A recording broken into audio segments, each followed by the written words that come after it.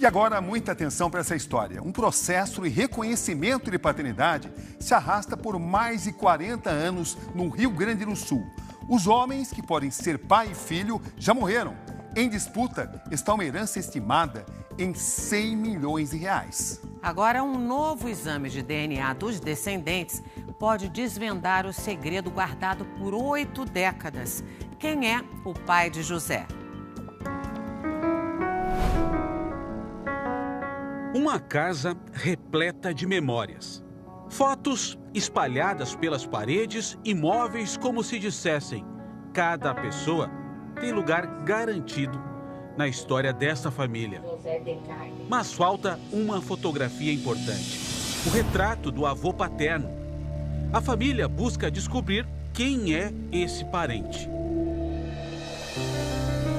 O processo de reconhecimento de paternidade se estende por mais de 4 décadas, cercado de fatalidades. José morreu há 7 anos sem saber quem era o seu pai. Mas ele tinha aquilo dentro dele, sabe? Parece que aquela tristeza, sabe? Do pai não reconhecer ele, né? Para montar este quebra-cabeça, o Domingo Espetacular viajou para o Rio Grande do Sul, andou por campos e cidades e buscou no tempo respostas para muitos segredos. José de Carli Martins nasceu em 1943 e passou a vida inteira em Carazinho, no oeste gaúcho, cidade com 60 mil habitantes. Ele se casou com Gladys e juntos tiveram 3 filhos. Luiz Fernando, o primogênito, que mora em Minas Gerais, lembra como era o tempo de menino. Então, era uma infância muito tranquila, né? Muito voltada às amizades, a conviver em comunidade, né? Então era algo bem mais tranquilo do que hoje, né? José fez a primeira descoberta surpreendente sobre a própria vida ao se alistar no exército. Que ele foi atrás da certidão de nascimento e viu que não constava o nome do pai dele e o nome da mãe era outro, né? Dos pais adotivos dele, que até então ele pensava que eram os pais biológicos. A mãe não era Maria do Nascimento, e sim Elvira dos Santos. Na certidão não tinha o nome do pai.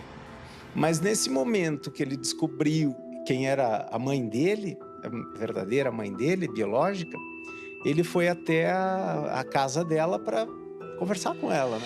No dia em que foi ver a mãe, José encontrou Elvira morta. E aí, no momento que ele chegou lá, ela estava sendo velada, né? E então ele não conseguiu ter esse contato com a mãe biológica. Conhecidos contaram que após engravidar, a mãe teria se refugiado na casa de parentes na zona rural. José nasceu pelas mãos da avó, que era parteira. Poucas horas após chegar ao mundo, o bebê foi colocado em um trem e entregue aos pais adotivos que esperavam na plataforma da estação. Corria o boato que o pai seria um médico famoso, rico e influente, Décio Henrique Zago. Essa história começou neste endereço no centro de Carazinho. Nesse prédio, onde agora funciona uma galeria, seu Zago, um médico, tinha um consultório onde atendia a população quando estava na cidade. Foi aqui que ele conheceu a mãe do seu José, uma faxineira que ele havia contratado recentemente. José estava com 4 anos quando o médico Décio se casou com Manuela, a única filha de um dos homens mais ricos do Rio Grande do Sul. O casal teve 4 filhas. José se tornou taxista e sofreu um grave acidente. No hospital, ele precisou de cirurgia e 6 meses de internação. Como ele não tinha dinheiro, o médico que o atendeu disse que o Dr. Décio Zago era seu pai e pediu que pagasse as despesas do tratamento. O doutor falou para ele, ó, quem tá bancando assim é o Dr. Zago. Foi aí que o seu José descobriu? Daí que ele descobriu que ele era filho dele. E a senhora lembra dele contar o que sentiu nesse momento? Disse que foi um choque muito grande. Gladys conheceu José internado no hospital. O rosto só aparecia os olhos dele tava todo cheio de as ataduras e a perna levantada, erguida. Foi feio o acidente dele. Mesmo assim, os dois começaram a namorar. Amor à primeira vista.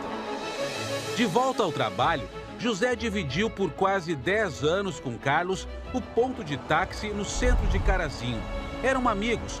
Encontramos o motorista com 76 anos de idade, ainda na ativa. Uma ótima pessoa, trabalhadora, honesta, pessoa de bem. Na foto antiga, tirada em 1971, um registro dessa amizade. Ele lembra que naquela época, o amigo tinha esperança de ser reconhecido pelo pai. E daí ele dizia que estava um problema na justiça para confirmar a herança, isso aí e tal. Paternidade. A paternidade, tudo. Na medida em que os filhos cresciam, mais queriam saber do avô.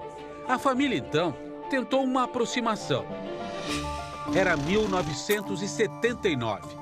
Décio Zago morava com a família em Tupanciretã, a 184 quilômetros de Carazinho. O casal viajou à cidade vizinha com os 2 filhos mais velhos. Quando chegaram ao endereço, não houve convite para entrar. A família não passou do portão. A gente via que era gente poderosa. Aí o meu esposo disse, não, eu fiquei sabendo que o senhor é o meu pai. Foi a única vez em que José ficou lado a lado com o doutor Décio. Gladys se assustou com tanta semelhança. Os olhos azul, essas entradas assim que ele tem, igualzinho as mãos, a altura também. Então ele não disse que era e que não era. Ele não falou nada, só mandou nós procurar os direitos que nós tinha. A lembrança daquele encontro permanece viva na memória de Fernando. E virou as costas, entrou e a gente acabamos voltando, né? Então voltamos para Carazinho. Em 1984, com 40 anos, José finalmente entrou com uma ação para reconhecimento de paternidade. Décio estava com 71 anos. A justiça determinou um exame de HLA, antígeno leucocitário humano, que apontou 55% de probabilidade de Décio ser o pai de José. A gente via aquela alegria dele, sabe?